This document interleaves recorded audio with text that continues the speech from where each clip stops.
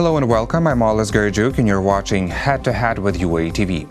The UK Parliament held a Saturday session for the first time in 37 years to try to get Prime Minister Boris Johnson's Brexit deal underway. What was supposed to be the deciding moment was not. Johnson was forced to write to the European Union asking for another extension, but he added a second letter saying a delay would be a mistake. So what happens now with the Brexit deal? To discuss this, we're joined in the studio today by Julia Osmolovska, international politics expert and executive director at the Institute of Negotiations. Hello and thank you for joining us. Good day. So the Brexit epic story has been going on for more than 3 years already, and it's looked like on October 17th that Britain finally reached another deal with the European Union, but last Saturday showed us that British MPs supported the amendment that blocks the vote for Brexit and activates the need to agree on new postponement with the EU. So why did they fail to support the Johnson's Brexit? Well, because the Parliament is quite polarized on this issue, so there is no more or less homogeneity about this perspective, and therefore different political forces who are opposing the actual Brexit as such, trying to be as inventive as possible in order to at least impede this process and build a lot of stumbling blocks on its way. And one of the reasons why it didn't happen actually on Saturday is just because they voted for amendment to the bill asking for all the internal legislation to be put in line before actually the Parliament votes for the comprehensive Brexit deal. But this is impossible. This is impossible, and this requires quite enough time, and definitely it's not possible to complete it by 31st of October, the deadline set up by the Prime Minister. Therefore, it created a lot of mess for the next days and next weeks, how this process will be handled. And still today, there is another attempt of Prime Minister to put for meaningful vote, and it's up to the Speaker of House of Commons to decide whether he would let it voting go or he would actually question it, because the issue had been already debated on Saturday, and therefore there is no more necessity of putting this proposal again, so they need to follow this route of looking through the old legislation to be put in line before the actual Brexit happens.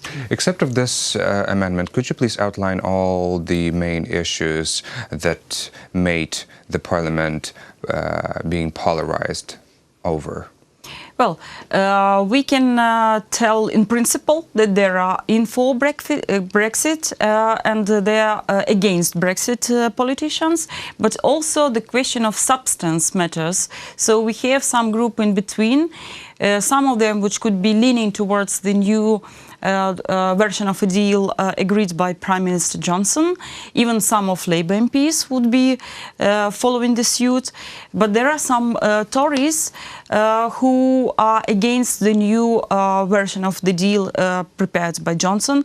So there is still not a very strict line in voting. And actually, why the Prime Minister is pressing for votes, because they counted that right now they have enough votes for this to adopt the new deal. Divorce bill to pass through the British Parliament. However, the margin is quite narrow.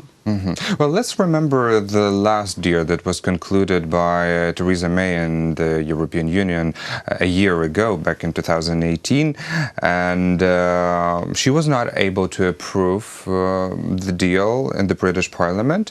What are the main differences between the May's deal and the Johnson's deal? Well, the only major difference is that Johnson's looked a bit differently at the issue of Northern Ireland and the physical and this is the borders. main stumbling block. This is the main stumbling block, yes. And to confess, really, the parties to the negotiations, they were quite creative and inventive in proposing the new settlement for this North Irish border. So the actual border will be in Northern Sea. However, legally, on legal terms, Northern Ireland will be partially aligned by the rules of the EU Customs Union, and the rules coming from UK will be cleared on the territory of Northern Ireland. So the geographical border would differ from the custom border? Yes, that was actually the Solomon solution, if I may say so, because the actual fear of placing this hard border between Northern Ireland and Ireland would be that we will be experiencing the resurge of all these political battles and quarrels, and the peaceful settlement in Northern Ireland would be impeded by that. But looks like Irish people do not really like this agreement, because according to The Guardian, Northern Ireland parliamentarians, representatives of the Democratic Unionist Party, have refused to support these Johnson's decision. What are they unhappy about? How do you think? Well, it's frankly speaking, it's very difficult to identify the clear-cut reasons for their stance against it, because surprisingly, a lot of experts expected that they would be pleased with this solution. However, because it's very complicated, the in-between mode that Northern Ireland is being placed according to this new version of agreement between the UK and the European Union, and also the desire of Northern Ireland politicians to actually be considered as part of the whole country's UK, and not to have this in-between stance as a territory for clearance of goods coming from and to EU from United Kingdom. So therefore they're not very happy about this decision, and it was quite understandable that they said that they won't support it. Well, you mentioned that some of the representatives from the Labour Party even expressed some support to this Johnson's deal, but their leader, Jeremy Corbyn, has fiercely criticized and demanded a new referendum on Brexit. And according to him, the Johnson deal is even more, quote, awful than Theresa May's version. He said that the current agreement would endanger the food security of the United Kingdom, would violate workers' rights and environmental standards, and would be a blow to the UK's healthcare system. These accusations sound really serious. Could you explain his fears? Well, as far as most of analytics and experts who studied the actual draft of the agreement say that there are not so many amendments in different other fields apart from this Northern Ireland issue settlement in substance.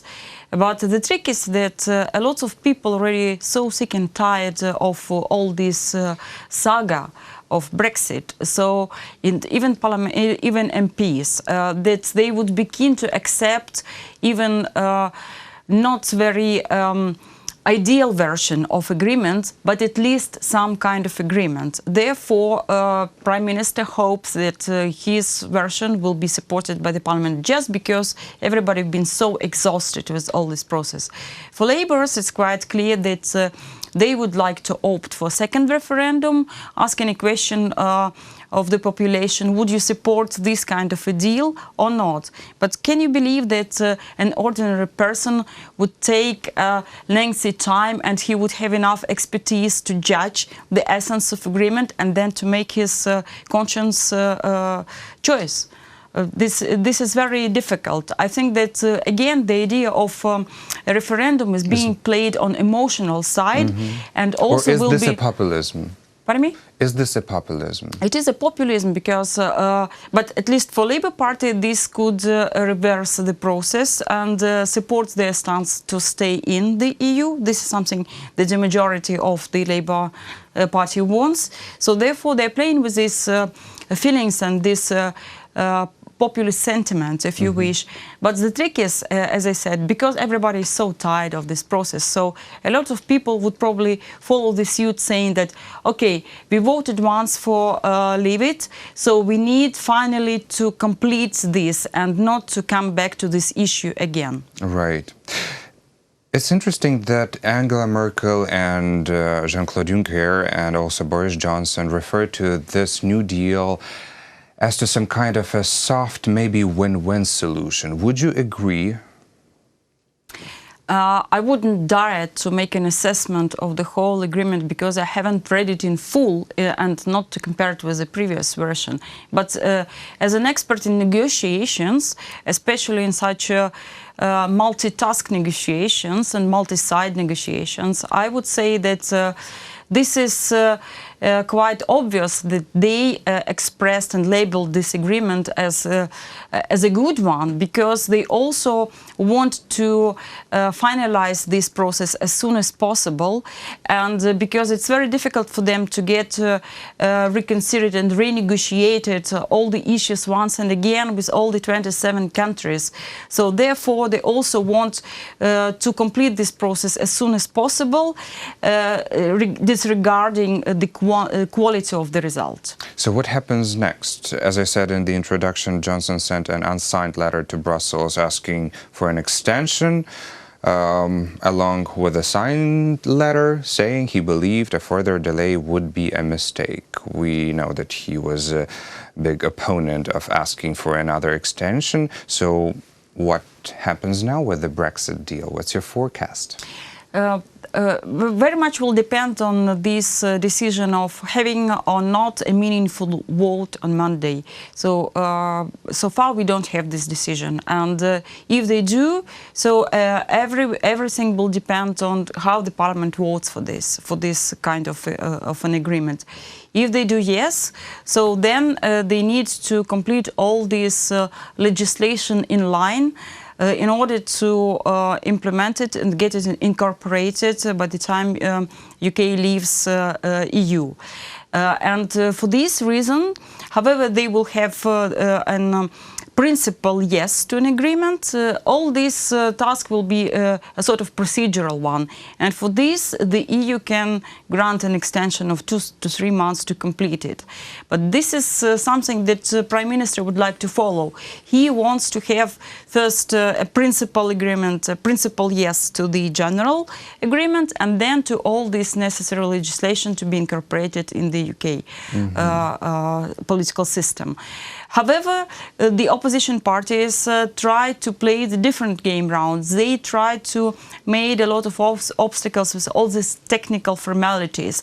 And because they demand first to have all the drafts prepared in line before they would finally vote for this new version of agreement, and this definitely, as you rightly mentioned, would require more time than just 1 week, because Prime Minister wants to be quick as to the next EU summit on next Monday. So they have clashing expectations of timing, actually the substance of procedures they would like to follow. But in case the Parliament rejects this bill from the Prime Minister, so they might be questioning either another referendum or premature elections. Well, thank you so much for these analysis. The situation changes every few hours, so let's see how it evolves. Thank you so much for being a guest today in the studio. Thank you very much. That was Julia Osmolovska, international politics expert and executive director at the Institute of Negotiations. Thank you for watching Head to Head. I'm Oles Garjuk. Goodbye.